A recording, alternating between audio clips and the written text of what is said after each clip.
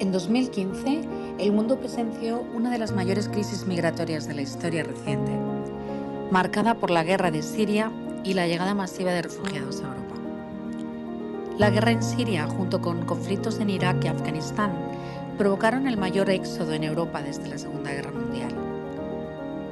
Solo en 2015, más de 1 millón de personas cruzaron el Mediterráneo rumbo a Europa. Italia y Grecia fueron los principales puntos de entrada en Europa, mientras que el destino, en su mayoría, era Alemania. Con la presión migratoria en torno al diálogo político, Europa se dividió entre políticas de acogida y medidas de cierre de fronteras. Durante la crisis migratoria, Turquía albergaba millones de refugiados, principalmente sirios.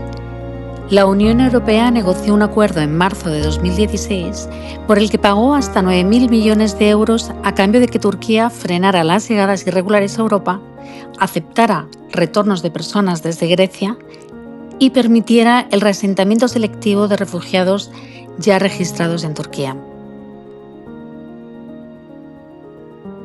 Ante tal emergencia migratoria, el Consejo de la Unión Europea reunió a todos sus líderes europeos en la cumbre La Valeta sobre migración en noviembre de 2015.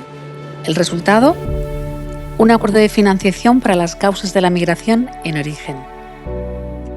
Al mismo tiempo, la Unión Europea creó el Fondo Fiduciario para África con casi 5.000 millones de euros destinados a combatir las causas profundas de la migración en el Sahel, el Cuerno de África y el Norte de África, destinado principalmente a combatir la pobreza, la falta de empleo, los conflictos, la fragilidad institucional y la seguridad en las fronteras.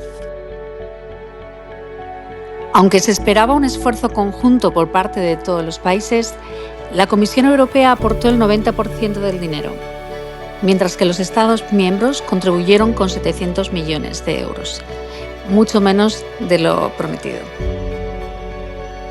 Alemania fue el principal contribuyente al fondo fiduciario con más de 150 millones.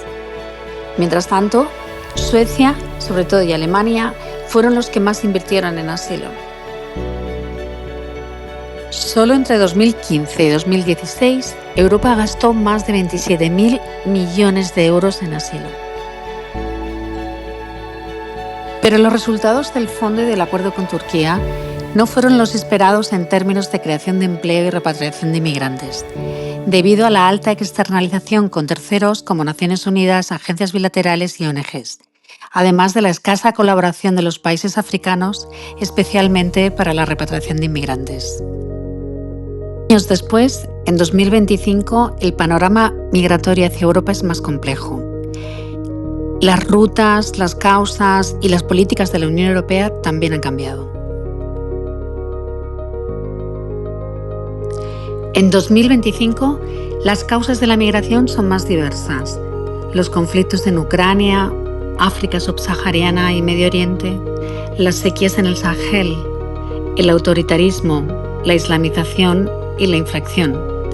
La crisis se ha vuelto global y permanente.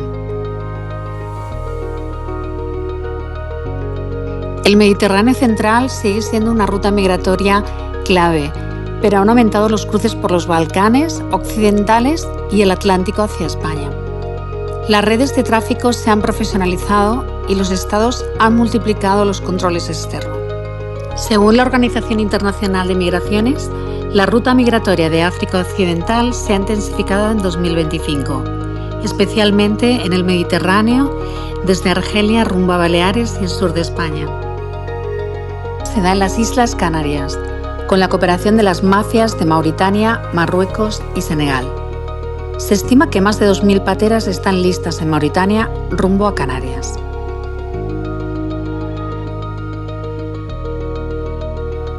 Las imágenes satélite detectan la inmensidad de barcas en un puerto de Mauritania donde esperan la llegada de inmigrantes procedentes de Oriente Medio y África para partir hacia Canarias. Según el último informe de la Unión Europea, en 2025 llegaron a Europa más de 40.000 inmigrantes, en su mayoría de Bangladesh, Afganistán y Argelia, Pero curiosamente los datos no recogen los migrantes que entran por Canarias, como así lo especifica en ese informe. Mientras la ayuda a Turquía continúa en otros términos, el Fondo Fiduciario para África cerró en 2021. En 2025, la ayuda en origen se canaliza a través de Instrumento de Vecindad, Desarrollo y Cooperación Internacional, con más de 79.500 millones de euros hasta 2027. Una parte importante se destina a frenar la migración en origen y control fronterizo.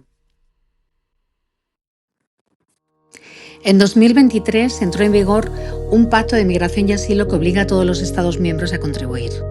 Esto marca un cambio respecto a 2015, cuando la carga cayó casi solo en Alemania y Suecia. El nuevo pacto de migración y asilo impone cuotas de reubicación o pagos compensatorios. De esta forma se obliga a cada país a acoger refugiados o pagar 20.000 euros por solicitante rechazado. Pero ¿cuáles son los costes a largo plazo? ¿Cuánto cuesta un inmigrante? Se estima que el coste de solicitante de asilo durante 9 meses, en 2025, es de 49.700 euros. La respuesta política en 2025 es aún más fragmentada. Unos países refuerzan muros con políticas antimigración, mientras otros impulsan acuerdos de cooperación. El nuevo marco migratorio europeo ha impuesto una solidaridad obligatoria y unos países han decidido implementarla mientras otros están rechazándola. ¿Pero quién es quién en este panorama? Alemania acepta el pacto, pero con limitaciones. En 2025 el gobierno alemán ha decidido romper con la política de puertas abiertas de 2015, reforzando los controles fronterizos y promoviendo expulsiones inmediatas. Ha eliminado la ley de reunificación familiar y han disminuido las peticiones de asilo un 50%. Dinamarca ha implantado la política de cero refugiados y aboga por la externalización de la inmigración, procesando solicitudes de asilo fuera de territorio europeo, inspirándose en iniciativas como la idea de plan con Ruanda.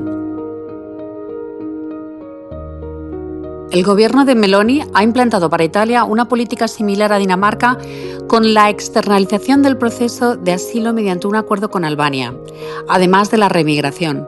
A su vez, ha endurecido todas las políticas de detección, devoluciones y ha eliminado las ayudas a los inmigrantes. En contraposición, Irlanda acepta la implementación y está planificando nuevos sistemas, centros de acogida y personal con posibles aportaciones de hasta 25 millones desde la Comisión Europea para su implementación. España es un caso especial. Acepta la implementación del pacto sin límites a pesar de la gran presión migratoria que recibe desde 2020 debido a la cercanía con Marruecos y la posición de Canarias cerca de África. Al igual que Irlanda, España tiene políticas de puertas abiertas de inmigrantes con planes para regularizar y acoger inmigrantes y tiene récord de recepción de menores no acompañados. En diciembre de 2024, el gobierno de Pedro Sánchez presentó su Plan Nacional de Implementación del Pacto Migratorio, adelantándose a todos los plazos. Desde entonces, ha reforzado la recepción, creado planes de atención a menores no acompañados y reparto por toda España. También ha preparado planes de regularización masiva bajo la premisa de inclusión y derechos humanos. A pesar de la solidaridad obligatoria, la resistencia nacional persiste. Algunos países rechazan acoger refugiados o contribuir financieramente, lo que complica la implementación del pacto. Los países que expresan reticencia son principalmente Polonia, Hungría y Holanda.